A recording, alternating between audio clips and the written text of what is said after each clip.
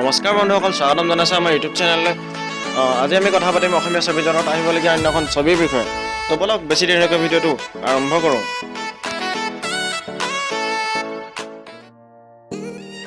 বন্ধুসকল, অসমীয়া ছবি জগতত দৰ্শকক নিৰাশ নকৰাকৈ আকৌ এখন ছবি আহিছে, যিখনৰ নাম হৈছে গৰু। এই চিনেমাখনৰ ওপৰত অলৰেডি মই এটা ভিডিঅ' বনাইছিলোঁ, যিটো এই ভিডিঅ'টোৰ তলৰ ডেছক্ৰিপশ্যনত মই তাৰ লিংক দি দিম, তাত গৈ আপোনালোকে চাব পাৰে।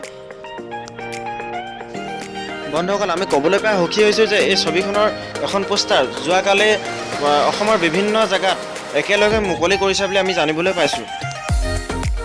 তো এই ছবিখনৰ পোষ্টাৰ মুকলি অনুষ্ঠানত পৰা কিছুমান সৰু ভিডিঅ' ক্লিপ আপোনালোকক দেখুৱাবলৈ চেষ্টা কৰিলোঁ।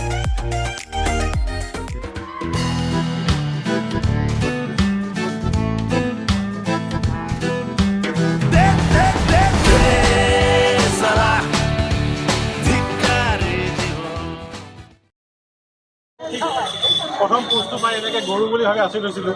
এটা গৰু মানুহ এনেকৈ বিচাৰি আছে, ইম'শ্যনবিলাক সোমাই দিছে। তাৰপিছত গম পালোঁ আচল কথাটো।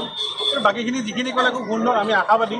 কিন্তু আজি ষ্টেটাছ এটা পালোঁ হিমাংশুদাৰ, এটা অভিলেখ কৰিব গৈ আছে এইখন চিনেমাই, যে একেদিনাই একেলগে 1000 শ্ব' হ'ব এইখন চিনেমা। আজিলৈকে অসমীয়া ফিল্ম ইণ্ডাষ্ট্ৰীটো হোৱা নাই।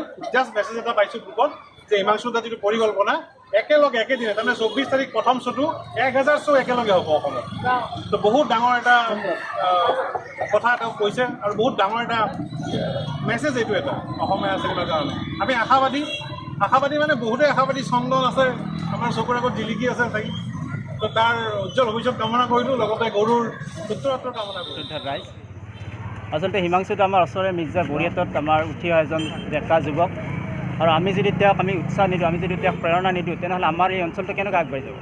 আৰু যিকোনো এটা জাতিৰ আচল চৰিত্ৰ তেওঁলোকে সংস্কৃতিৰ যিটো ধ্বজা, সেই সংস্কৃতিৰ ধ্বজাতে গোটেই জাতিৰ চৰিত্ৰটো নিৰ্মাণ হৈ থাকে। আৰু সেইকাৰণে আমাৰ জাতীয় সংস্কৃতি, আমাৰ যিটো জাতীয় চেতনা, সেইটো যদি আমি উজ্জীৱিত কৰি ৰাখিব নোৱাৰোঁ, তেনেহ'লে আমাৰ এই অঞ্চলটো কেনেকৈ আগবাঢ়ি যাব।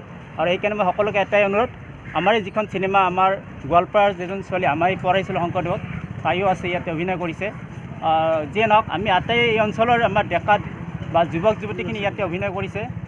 আমাৰ এই অঞ্চলটো আমি ভাবিছোঁ, আমি যিমান পাৰোঁ আমাৰ হিমাংশুদাৰ নেতৃত্বত আমি আগবাঢ়ি যাব লাগিব। আমাৰ ভৃগু সত্যৰ তেলত লাগি আছে।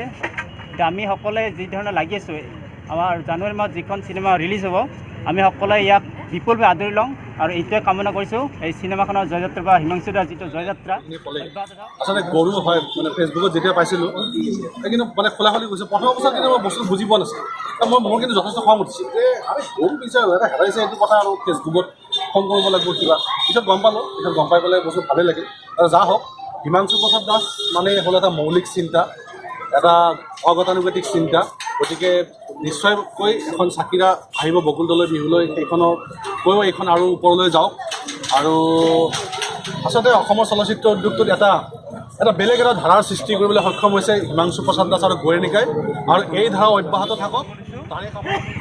হিমাংশু প্ৰসাদ দাসৰ নাম সকলোৱে হয়তো জানে, বিশেষকৈ যুৱ প্ৰজন্মৰ মাজত যথেষ্ট জনপ্ৰিয় হৈছে শেহতীয়াভাৱে। তেখেতৰ ছবিয়েই হওক, নাটকেই হওক, তেখেতে NSD কৰি অহাৰ পিছত অসমত নাটকৰ যি এটা নতুন ধাৰাৰ সৃষ্টি কৰিছে, তাৰ বাবে তেখেতক সঁচাকৈ প্ৰশংসা কৰিবই লাগিব। আৰু লগতে তেখেতৰ ইয়াৰ আগৰ যিখন ছবি চাকিৰা আহিব বকুলতলৰ বিহুলৈ, সেইখনো যথেষ্ট জনপ্ৰিয় হৈছিলে। আৰু আমি আশা কৰোঁ গৰু নামৰ যিখন নতুন চলচ্চিত্ৰ তেখেতৰ আহি আছে 24 জানুৱাৰীত, সেই ছবিখনৰ পৰা দৰ্শকে এটা নতুন অভিনৱ কাহিনী এটা দেখিবলৈ পাব। এটা সুন্দৰ কাহিনী, সুন্দৰ ট্ৰিটমেণ্ট পাব ছবিখনত। আৰু সকলোকে আহ্বান জনাইছোঁ, ছবিখনৰ প্ৰচাৰ আৰু প্ৰসাৰৰ ক্ষেত্ৰত যাতে সকলোৱে নিজৰ সামৰ্থ্য অনুযায়ী সহায় সহযোগিতাৰ হাত আগবঢ়ায়, আৰু 24 জানুৱাৰীত ছবিগৃহলৈ গৈ সকলোৱে ছবিখন উপভোগ কৰে।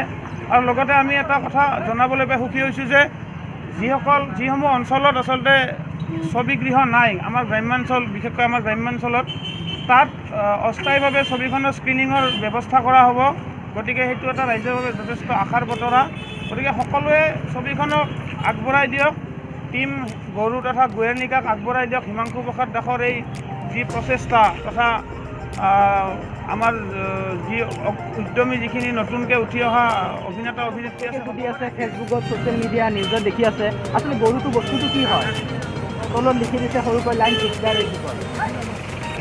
আমি যেতিয়া কোনোবাই পঢ়া শুনাত নোৱাৰোঁ, সৰুৰ পৰা আমাক গালি দিয়ে গৰু বুলি, কিন্তু আচলতে ঠিক তেনেকৈ যেতিয়া ভাল গৰু এটা সুস্থ ঠাণ্ডা গৰু এটা কিন্তু আমি হয় বন্ধুসকল, আমিও যথেষ্ট আশাবাদী যে অহা 24 জানুৱাৰীত আহি থকা চিনেমাখন সকলোৱে যেন উপভোগ কৰিব আৰু আমাৰ এই ভিডিঅ'টো এটা লাইক কৰিব আৰু এটা কমেণ্ট কৰি জনাব যে ভিডিঅ'টো চাই কেনে পালে আৰু যদিহে চেনেলটো নতুন হয় তেনেহ'লে ছাবস্ক্ৰাইবটো কৰি কাষতে থকা ঘণ্টাটো বজাবলৈ একেবাৰে নাপাহৰিব। তো আজিলৈ এৰিলোঁ, বাই।